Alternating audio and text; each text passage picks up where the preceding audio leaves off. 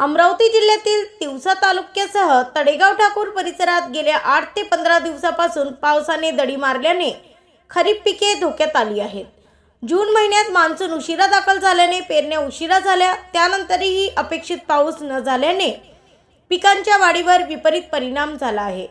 यंदा मोठ्या आशेने शेतकऱ्यांनी सोयाबीन, कापूस, तूर आणि मका या पिकांची पेरणी केली, मात्र काही कंपन्यांच्या सोयाबीन बियाण्यांची उगवणच झाली नसल्याच्या तक्रारी समोर आल्या, त्यामुळे अनेक शेतकऱ्यांचे मोठे आर्थिक नुकसान झाले आहे। सध्या पावसाचा खंड कायम असल्याने उगवलेली पिके करपू लागली आहेत। अनेक ठिकाणी जमिनीला मोठ्या मोठ्या भेगा पडल्या असून शेतातील ओलावा पूर्णपणे कमी झाला आहे। पाऊस नसल्यामुळे अनेक शेतकऱ्यांना विहिरी आणि बोरवेलच्या माध्यमातून सिंचन करावे लागत आहे। मात्र महावितरणाचा वीज पुरवठा वारंवार खंडित होत असल्याने सिंचनात अडथळे निर्माण होत आहे। ज्या शेतकऱ्यांकडे सिंचनाची सुविधा नाही त्यांच्या पिकावर सुकण्याची वेळ आली आहे। काही शेतकऱ्यांनी तणनाशकांची फवारणी केली होती, मात्र त्यानंतर पाऊस न झाल्याने सोयाबीन पिकावर प्रतिकूल परिणाम दिसून येत आहे। दुसरीकडे तणनाशक फवारणी न झालेल्या शेतामध्ये तण मोठ्या प्रमाणात वाढल्याने डवरणी आणि खुरपणी करणेही कठीण झाले आहे। तालुक्यातील विहिरी, बोरवेल आणि इतर जलस्रोतांमधील पाणीसाठाही कमी होऊ लागला असून शेतीबरोबरच जनावरांच्या चाऱ्याला प्रश्नही निर्माण होण्याची शक्यता व्यक्त होत आहे। पावसाचा खंड आणखी काही दिवस कायम राहिल्यास दुबार पेरणीचे संकट ओढावू शकते। आधीच बियाणे, खते, औषधे, मशागत आणि मजुरीवर मोठा खर्च झाल्याने शेतकरी आर्थिक संकटात सापडत आहे। शेतकऱ्यांनी शासनाकडे पीक नुकसानीचे पंचनामे, पीक विमा प्रक्रिया वेगाने राबविणे, तातडीची आर्थिक मदत आणि कृषी विभागामार्फत योग्य मार्गदर्शन देण्याची मागणी केली आहे। ब्युरो रिपोर्ट, MB न्यूज, महाराष्ट्रातील बातमीपत्र, तिवसा येथून आमचे प्रतिनिधी सुनील गोरमाडे। मी आशिष रमेश सिंग जोनवाल, राणा तडेगाव ठाकूर, तालुका तिवसा, जिल्हा अमरावती। यावर्षी आम्ही समजून घ्या जे खरीपाचा सीझन आमचा आला ते खरीपाचा सीझन यावर्षी लेट झाला आहे। कारण जे समजून मिरगाचा पाऊस आहे ते मिरगाचा पाऊस यावर्षी आलाच नाही। पाऊस समजून घ्या हे कमीत कमी 25 तारखेपासून आला पाऊस। त्यामुळे समजून घ्या आम्ही जे सोयाबीनची पेरणी केली, सोयाबीनची पेरणी केल्यावर काही सोयाबीन समजून आमचं निघालं, काही सोयाबीन निघालं नाही। कारण कोणत्या सोयाबीनच्या बियाण्यामध्ये समजून घ्या भेसळ झाला आहे। भेसळ झाल्या कारणानं ते समजून उगवण शक्ती कमी निघाली। त्याच्याकरून आम्ही दुकानदाराच्या तिथं गेलो, दुकानदाराला म्हटलं का बा तुमचं बियाणं निघालं नाही आहे। तर दुकानदार म्हणे बा दुकानदाराने आमच्याकडे लक्ष दिलं नाही। जेव्हा आम्ही बियाणं विकत घ्यायला जातो तेव्हा दुकानदार म्हणते का बा समजून घ्या हे बॅग घेऊन घ्या, हे बॅग बा आम्ही म्हणतो का बा हे निघणार आहे का, ते म्हणते 100% निघणार आहे, ते आम्हाला गॅरंटी देते। जेव्हा गॅरंटी देते जेव्हा आम्ही त्या दुकानदाराच्या भरोश्यावर पेरतो, पेरल्यावर जेव्हा समजून घे बियाणं निघत नाही, बियाणं निघाल्यावर जेव्हा निघत नाही तेव्हा आम्ही दुकानदाराजवळ जातो तर ते दुकानदार हात वरतो करून टाकते। ते म्हणते बा आता आम्ही काहीच करू शकत नाही, कंपनीवाल्याला बोलवा। आता कंपनीवाल्याचे आम्ही काय करणार आहे? कंपनीवाल्याच्या भरोश्यावर आम्ही बियाणं घेतो काय? आम्ही बियाणं कोणाच्या भरोश्यावर घेतो? दुकानदाराच्या भरोश्यावर घेतो। आम्ही दुकानदारालाच ओळखतो, कंपनीवाले थोडी। मग कंपनीवाले म्हणते 2 दिवसात येते, कंपनीवाले 2 दिवसात येत नाही, 2 दिवस करता 8 दिवस होऊन जाते। तोपर्यंत मग कास्तकार ते 8 दिवस वाट पाहते तर पेरणी करू शकत नाही। कंपनीवाला आलाच नाही तर पेरणी करू शकत नाही, मग पेरणी करत नाही तर लेट होऊन जाते। मग काय फायदा? ते आणखी खरीपाचं सीझन लेट होऊन जाते। मग यावर्षी समजून घ्या पावसाळा खूप अत्यल्प कमी आहे। आम्ही वर्तन निसर्गाच्या भरोश्यावर सोयाबीन पेरलं तर समजून काही सोयाबीन निघालं, म्हणजे आमची सोयाबीन समजून घ्या 60-70% निघाला आहे। कारण जर्मिशन समजून घ्या 80%-90% राहते, पण आमची 60% निघाला। जर जेवढं निघालं तेवढं आम्ही समाधानी आहे। पण काय करू, यावर्षी अपुरा पावसामुळे समजून घ्या यावर्षी सोयाबीन सुकून राहिला। मग कसं तणनाशक मारावं, 15 दिवस झाल्यावर आम्ही तणनाशक मारल्यावर बा तणनाशकनं तण मरणार होतं, पण पाणीच नाही तर तण काही मरून नाही राहिल्या। मग काय करा, तर डवरेची वही मरून राहिली। कारण डवरेची वही मारा म्हटलं बा त्यानं समजून घ्या जे तणकट आहे ते चाललं जाईल। आता परिस्थिती अशी आली आहे का समजून घ्या, आज मला सांगा 16 तारीख आहे समजून घ्या जुलै महिन्यातली। ज्या महिन्यात समजून घ्या पावसाळा भरपूर असतो त्या महिन्यात समजून घ्या आम्ही पिंकर लावले आहे। हे परिस्थिती आज कास्तकाराची झाली आहे। म्हणजे जिथं आम्हाला पाईप उचलायचं काम पडत नाही त्या महिन्यात आम्ही पाईप उचलून राहिलो। कसा आता निसर्गाची इकडे आमचं पूर्ण लक्ष, प्रशासनही थोडंसं लक्ष देत नाही। आता समजून घ्या लाईनची त्रास आहे का? ते सांगतो ना। आता ज्याच्याजवळ समजून घ्या, आता जे समजून कोरडवाहू आले शेतकरी आहे ते तर बिकट परिस्थितीत आहे, कारण त्या लोकांजवळ पाणीच नाही आहे म्हणा।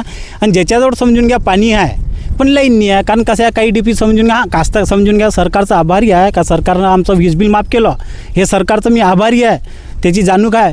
पण समजून घ्या ते आम्हाला 8 घंटेच लाईन देते सरकार, पण ते समजून घ्या जी लाईन आहे पुरेपूर आम्हाला भेटत नाही आहे. कारण काही डिफ्या असे आहे का काही डिफ्यामध्ये ट्रान्सफॉर्मर जायले आहे, काही डिफ्यामध्ये समजून घ्या वायरिंग बरोबर नाही आहे. ते समजून घ्या अगर सरकारनं समजून घ्या ते ट्रान्सफॉर्मर बसवून दिले आहे, समजून घ्या वायरिंग बरोबर पद्धतशीर करून दिली आहे. कारण आमची स्वतःची डिफी म्हटलं डायरेक्ट केली आम्ही, जिथं आम्हाला समजून घ्या जर फेस गेला तर आम्हाला फेस टाकता येत नाही, एवढी भयंकर परिस्थिती आहे. लाईन गेल्याशिवाय आम्हाला फेस टाकता येत नाही. आणि गेला ना मग ते समजून घ्या 8 घंटे जे लाईन भेटते, जर समजून घ्या फेस गेला तर मग समजून गेली लाईन. मग दुसऱ्या दिवशी आणखी करावं लागते. जिथं पाणी आहे तिथं लाईन नाही, जिथं लाईन आहे तिथं पाणी नाही, अशी परिस्थिती शेतकरी झाली. आज सोयाबीन समजून घ्या आमचं चिमून राहिला आणि सरकार म्हणते समजून घ्या आता 31 जुलै समजून घ्या जे विमा भरण्याची शेवटची तारीख आहे. आता मला सांगा मागच्या वर्षीचा जो आम्ही समजून घ्या विमा भरला होता, मागच्या वर्षी तुम्हालाच माहीत आहे का काय परिस्थिती झाली. आम्हाला एकरी एक पोतं सोयाबीन झालं. हां मागच्या वर्षी पावसाळा खूप झाला, पण पावसाळ्याच्या खूप झाल्या कारणानं समजून घ्या आमचं सोयाबीन झालं नाही. काही कास्तकारांना सोयाबीन सोंगलंही नाही. एकरी एक पोतं सोयाबीन झाला तर त्याला विमा काढला. यावर्षी सरकार म्हणते का बा 31 जुलै या समजून घ्या दुष्काळ पडून राहिला समजून घ्या तर विमा काढा म्हणते. पण मागच्या वर्षीचाच सरकारनं आम्हाला विमा दिला नाही, तर आता ते विमा यावर्षीचा काढायचा कसा. पैसे तर लागण आम्हाला विमा काढाले, कारण कास्तकारचं जे समजून घ्या पुंजी आहे पूर्ण पुंजी आम्ही आमच्या काळ्या मातीत टाकून दिलेली आहे. हे काळ्या मातीच्या भरोश्यावर सर्व आमचा. आता निसर्ग असं करून राहिला का पाणीच निघून राहिला.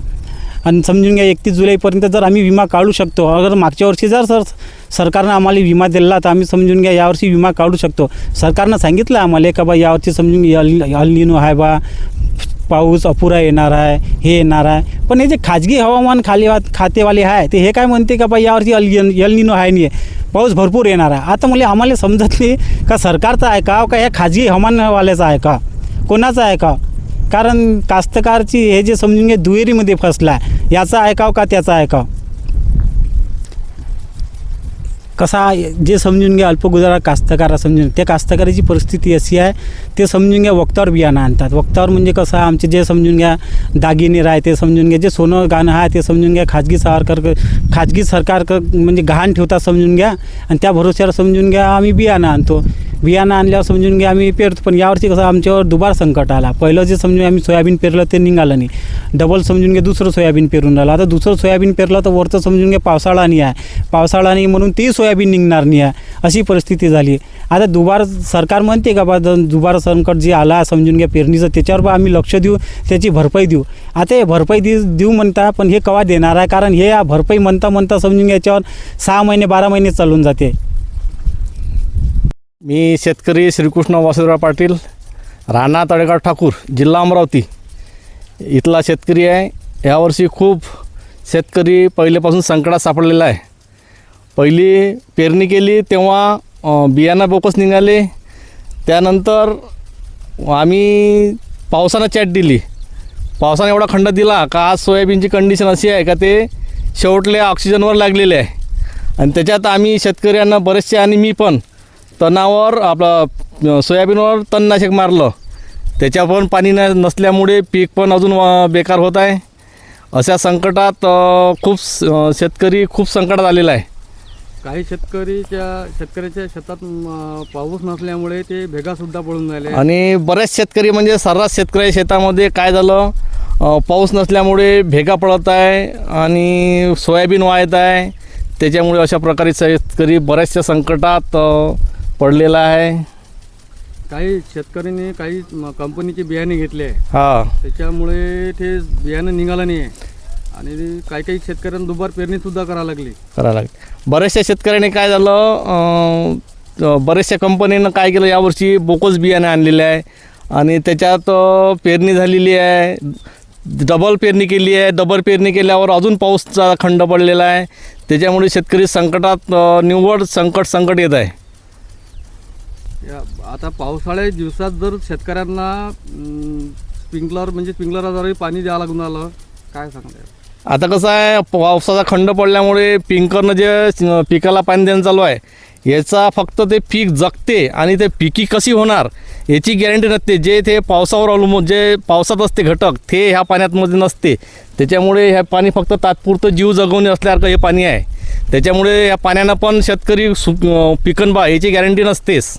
आणि काही शेतकऱ्याच्या शेतात सिंचनाची सोय नाही, त्या शेतकऱ्याचे कसे? आणि ज्या शेतामध्ये शेतकऱ्याजवळ आणि सरासरी शेतकऱ्यापाशी पाणी नसते आणि तेच शेतकरी जगू शकते. बाकी शेतकरी आता 4-5 दिवस पाऊस नाही आला तर संपूर्ण शेतकरी हे बिलकुल संकट म्हणजे पुरं संकट येणार आहे. ते पीक न राहणार आहे शेतामध्ये, ते वाहून जाणार आहे. आता एवढं ते तापमानसुद्धा चालू आहे, एवढं टेम्परेचर चालू आहे आणि हवामान अंदाजवाले म्हणजे सांगत आहे का बाबा पाऊस येणार पण असा कुठे पडणार नाही. पण काय सांगत आहे याच्यात कसं आहे, आता हवामानवाले सांगते पाऊस पडणार असा बरेच दिवसापासून सांगत आहे पाऊस पडणार. पाऊस जिकडे पडत आहे तिकडेच पडत आहे. काही भागात, आमच्या भागात तर पाऊसच नसल्यासारखं आहे पहिल्यापासूनच. त्याच्यामुळे आमचा भाग समजून चला, या जिल्हा आपला तालुका तिवसा ह्या तर खूपच संकटात असल्यासारखं आहे, पाऊस नसल्यासारखाच असं आहे. तुम्ही प्रशासनाला काय मागणी करा? प्रशासनाला आता मागणी एकच मागतो का बा आमच्याकडे थोडंसं शेतकऱ्याकडे लक्ष द्या आणि काही ना काही नुकसान भरपाई असं काहीतरी सहकार्य करा.